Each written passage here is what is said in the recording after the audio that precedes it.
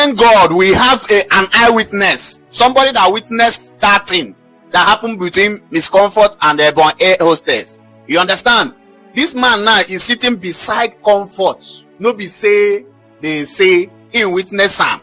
Let's hear from him what transpired between Emerson Comfort and air hostess for Airborne Air.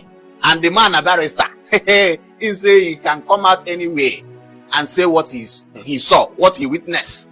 You understand? Because if not, they suppose show us CCTV camera of what transpired between the girl and the air hostess. But this man now him be our CCTV camera. Listen to the man. Good morning. Thank you for having me. It's good to have you, Comrade. I'm also excited to the fact that you're a lawyer. So we saw your statements. You released your statement, and I wish I could get to part of that statement, maybe later.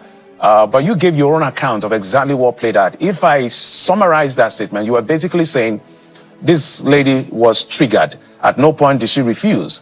But I'm not going to speak for you. You were on that flight. So tell us, where were you seated? Your seat number, where was she seated? And what exactly happened that things escalated to the point? Because what you're going to tell us now is what none of us is. So none of us is privy to what you're about to tell us now. We've only a statement from the Boom Air, and now a lawyer who was not in that plane but briefed by Comfort has spoken. But you are an eyewitness. So, Barrister, tell us what played out. Okay, thank you. Yes, I'm a lawyer, but I'm appearing this morning, and I'd like to just stick to that.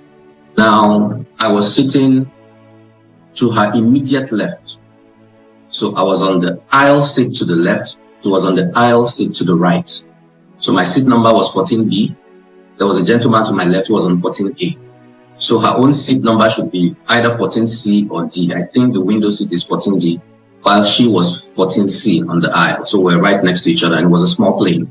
So I think the distance between us was no more than 2 feet. Yeah, so I heard everything. I saw all that transpired. And yes, she was triggered. Even though the lady, the air hostess, the second air hostess who was speaking to her, was directing all her instructions to her, just me sitting down there, I actually felt humiliated myself, just looking at the way the lady was being spoken to. To be fair, Ibom Air instructed very clearly. The first air hostess that came instructed very clearly, no airplane mode, switch off your phone.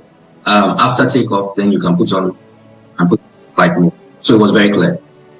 The first air hostess addressed us on the emergency exit road protocols.